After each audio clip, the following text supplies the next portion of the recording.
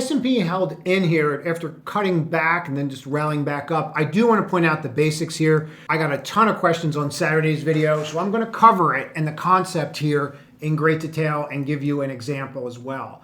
Several examples actually. But this is super important. We got up to the 200, we rejected. As I said before, just because you get a death cross, doesn't mean you act on it. But as we went over in the public pre-market, when you get back to the 200, which becomes resistance on a death cross, you need to pay attention to it. So we're up here, we're sitting. We need to watch what happens. I really want to go through this concept. 27.5% of you that watch these videos do not subscribe to the channel. This is you. This is the guy she's telling you not to worry about. Subscribe to the channel. HIMS was an absolute monster today on earnings.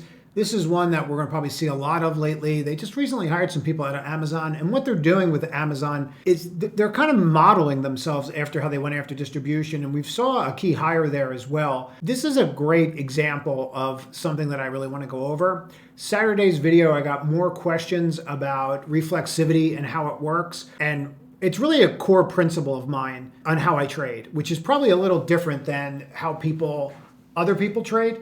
I just want to go over it very quickly because the amount of questions I have, it's going to take us about 60 seconds to run through this, and then I'm going to tie it to an example. Now, in front of us are clippings from a 2009 article in the Financial Times. I have the link. The link is going to be posted in the free newsletter that I put together. You're going to want to make sure that you get the free newsletter. I've revamped the entire newsletter, so it's probably going to be the best piece of information that's out there for free anywhere. It's going to be the most actionable, the most information, and the most education that is geared specifically, hyper-geared specifically to trading that's out there, period, bar none. And it's going to be free. So just link will be in description, and I'll also pin the link. But I wanted to get it out there because a lot of people have asked me why they're not seeing it. So, reflexivity. This is a core concept of mine. In front of us is the clippings from the 2009 article where Soros goes over this, and that's where I learned it from The Alchemy of Finance, and that's the book. But I really just want to clip this part out so that we can just walk through it super quickly. Take us a second. Recognizing reflexivity has been sacrificed in the vain pursuit of certainty in human affairs. So what he's saying is people want certainty, so they don't look at reflexivity, which is the exact opposite of it. They focus on certainty in economics. Uncertainty is the key feature of human affairs. Uncertainty is, we all know this. Economic theory is built on the concept of equilibrium, which is absolute nonsense. We know this. And that concept is direct contradiction with the concept of reflexivity. So you have two competing concepts, reflexivity and equilibrium. You can always go back. You would see your standard deviations move. We know that, right? But reflexivity, the concept is outcome versus expectation. And it's really derived from loops, like a feedback loop, a negative feedback loop, and a positive feedback loop. As I show in the next lecture, the two concepts yield two entirely different interpretations of the financial markets. This link will be in that free newsletter. The book is Alchemy of Finance. Let me just show you these two other slides and then we'll get to it. I can state the core idea of two relatively simple propositions. One is that situations that have thinking participants, the participant's view of the world is always partial and distorted. Rose-colored glasses, we always see things the way that we think they are versus the way that they may actually be. We've all experienced this. That is the principle of fallibility. We all know that as well. We just might not call it that. The other is that these distorted views can influence the situation which they relate because false views lead to inappropriate actions. If you think one thing, like a company might come out with great earnings and then they don't, you might have inappropriately bought that stock and then gotten hammered, vice versa. That principle of reflexivity, for instance, treating drug addicts as criminals created by criminal behavior. It is misconstrues the problems and interferes with the proper treatment of addicts. We can debate that part of it. It's in there. I'm not getting into it. As other examples, declaring the government is bad tends to make for bad government. So what he's doing is he's giving examples like if then. And so what this will create is it will actually create feedback loops. And then you will have a negative feedback loop and a positive feedback loop. This is where people get lost, but stay with me. Feedback loops are the actions that are taken. Negative feedback brings the participant's view that in the actual situation closer together. So a negative feedback loop brings the participant's view in the actual situation closer together. Outcome versus expectation is going to create, if they get closer and closer, that's going to create a negative feedback loop. Positive feedback drives them further apart. In other words, a negative feedback loop process, self-correcting. It can go on forever if there's no significant changes in external reality, meaning the outcome and the expectation are closer and closer together. This breeds a negative feedback loop. It may eventually lead to an equilibrium where the participant's view comes to correspond with the actual state of affairs, meaning you might have been right. I thought they were going to beat earnings. They beat earnings. The stock goes up. The equilibrium of the stock, after a while, what does it do? It stops going up. Why? Because it achieves a level of equilibrium. That is what is supposed to happen in the financial markets. So equilibrium, which is the central case in economics, turns out to be an extreme case of negative feedback. His point, and my point as well, is it's nonsense. He's a little cleaner than I am and says a limiting case in my conceptual framework. He's a little nicer in the way that he says it. Now, by contrast, a positive feedback process is self-reinforcing. We've all been there. It cannot go on forever because eventually the participant's view would become so far removed from object reality that the participants would have to recognize them as unrealistic. Tariffs for everyone would be a great example of this right now. Everyone's going to have an AI robot that's also a juicer would be an unrealistic expectation. These are positive feedback loops. Nor can I'm not going to say a process occur without any change in the actual state of affairs, because it's the nature of the positive feedback that reinforces whatever tendency prevails in the real world. Instead of equilibrium, we are faced with a dynamic disequilibrium, or what may be described as far from equilibrium conditions. This is what you want to trade. Volatility is your friend. Usually in the far from equilibrium situations, divergences between perceptions and reality lead to a climax which sets in motion a positive feedback process in the opposite direction. The most amount of money that you're ever going to make in the market, period, bar none, is the difference between expectations and outcome. It's that simple. If everyone believes these are the expectations, and they are, you're not going to make a lot of money. If everyone believes these are the expectations and they're not, and they're way off, you have the potential to make a lot of money. Such initially self-reinforcing but inevitably self-defeating boom-bust processes or bubbles are characteristic of financial markets. They can also be found in other spheres. I call them fertile fallacies, interpretation of reality that are distorted yet produced in results. All right, he's much more eloquent than I am, but you get the idea. Now let's get to it. So I did this on Saturday and I got tons and tons of emails and questions about it, so I want to hammer it out now. It doesn't matter what's on the screen. Look at the lines and understand that this line is the expectations. This is what everybody expects right here. This is the expectations. And everybody thinks that XYZ is going to happen.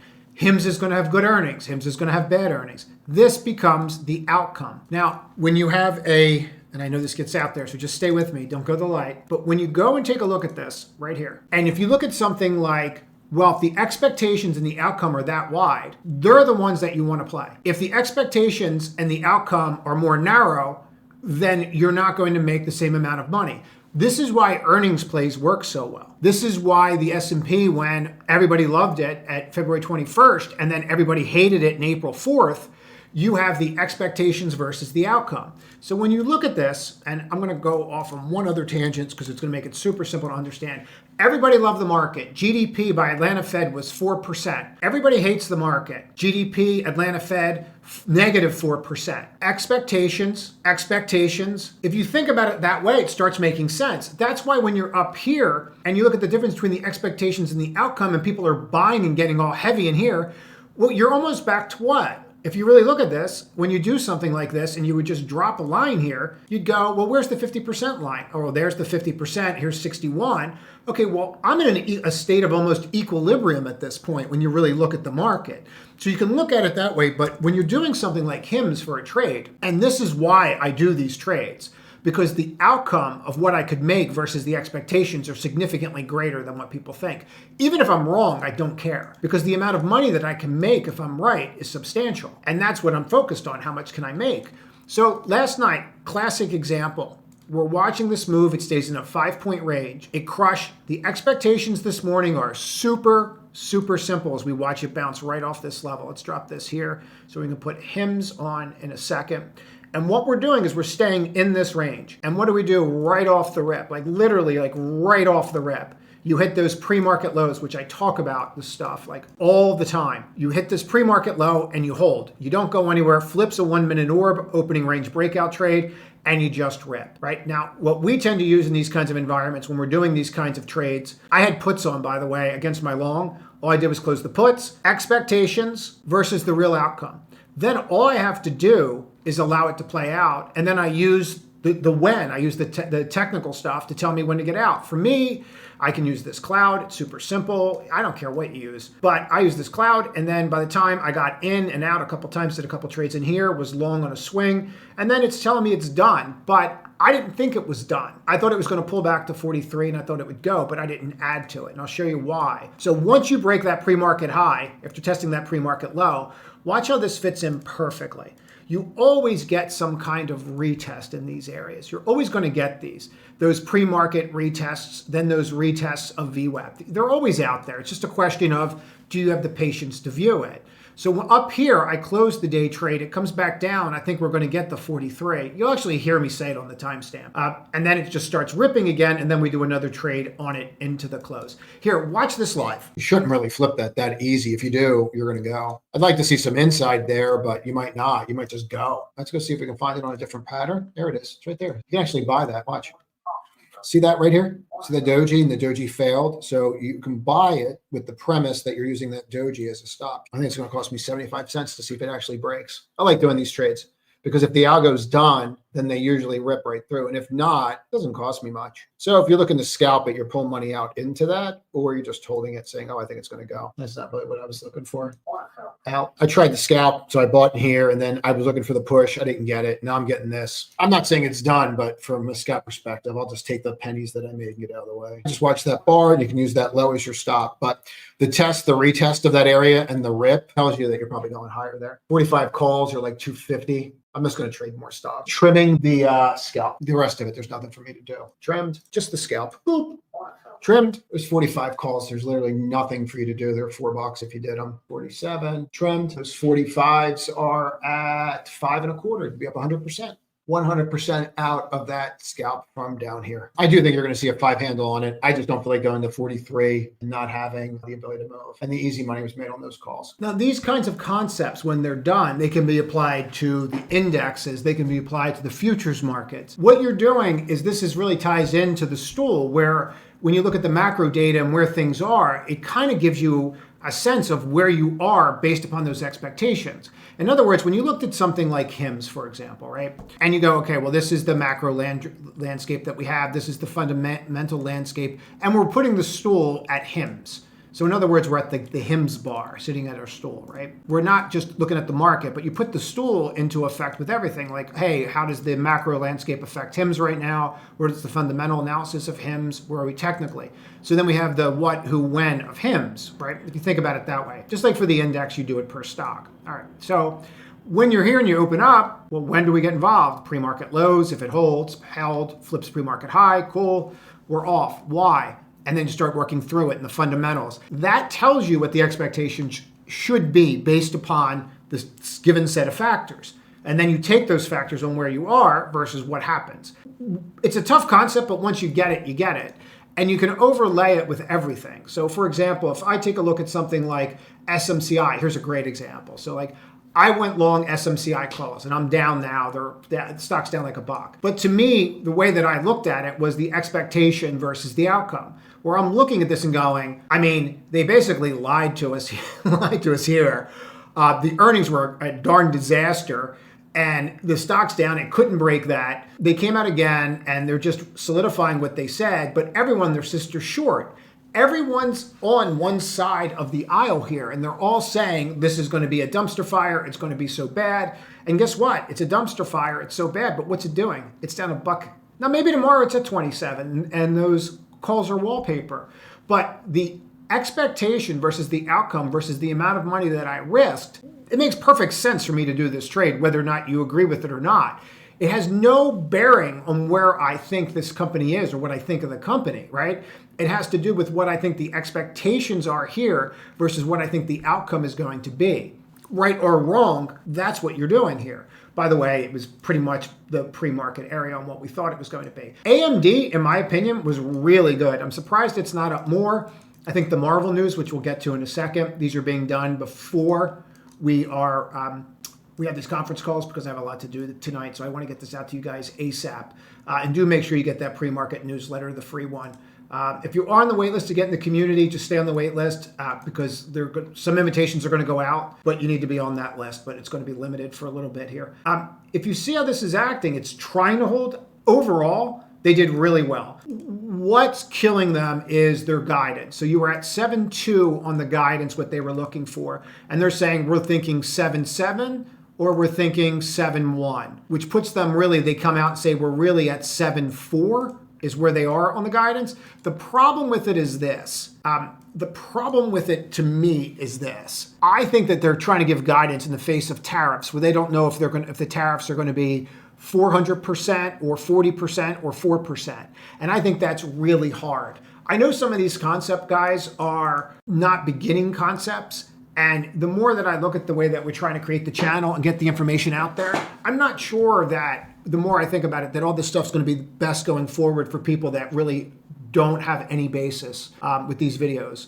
Because I'm trying not to do the basic stuff anymore. I'm going to start doing the stuff that actually drives the engine.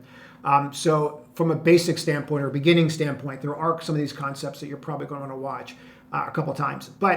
And someone showed how to do transcripts, so you can go through it again if you want. But that's where I'm going with the channel, just so you know when you start to see it. So when you start to see this kind of stuff, I don't know that this was as bad as this, meaning I don't know why you're not up more. This was a really good quarter. Gross margins were strong. They weren't the best, but they were strong. So I think that this did exceptionally well. And I'm not a fan. Everybody knows that. Like I like Lisa, but I'm not a fan of the company. Like I don't understand why you'd own the second, first loser. I just own NVIDIA, just smarter. Rivian, they dropped down their deliveries. It is what it is. I don't think anybody thought their deliveries were going to be through the roof. I'm not really sure they're going to fit into everything. I do find some of these moves after hours fascinating. Like TEM did exceptionally well, and they raised guidance, full year guidance. So I do find it kind of fascinating that the stock's down where it is right now.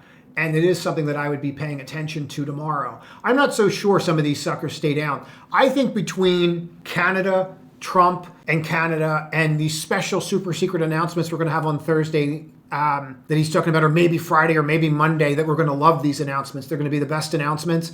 I think everyone's between that and Itchy's speech tomorrow with the FOMC. I think people have had it. Like, I just think people are fried. And you could see that actually with the volume today in a way. I think that you could have seen that today with the volume. People are like, yeah, I've had enough. Interestingly enough, that we did not drop down today, which I thought was kind of interesting. I did expect a much worse day. I expected more pressure. We didn't get it. Annette, another one. I thought this was great. I feel like DJ Khaled right now, another one. But I thought this was great. I'm surprised it's down. This was a solid quarter, solid guidance. I'm kind of surprised. ALAB, I didn't see holes. UPST had some holes. They're talking about how great things are going. I don't know. Maybe someone needs a dictionary to understand what the word great means. I don't really understand how they could refer to themselves as having a great and a pioneer and everything. This was a dumpster fire floating down the river with a bunch of raccoons. I don't really view this as fantastic. I've seen fantastic before. It doesn't look like this quarter and their guidance. Tomorrow you're getting Disney. You're getting VST will be closely watched with the news that we saw today with CEG and how they're fast tracking uranium. I think that this space is going to be the cat's pajamas. I really think uranium is going to come back, and I really think that that's where all the cool kids are going to be. I think if you look at Spain and what happened in Spain, that they're going to have to start looking for something, quote, to call green energy. And you'll remember how they, back here, how Microsoft renamed this entire facility to the Kramer Green Energy Facility from 3 Mile Island. I think that's where this is all going. That's it.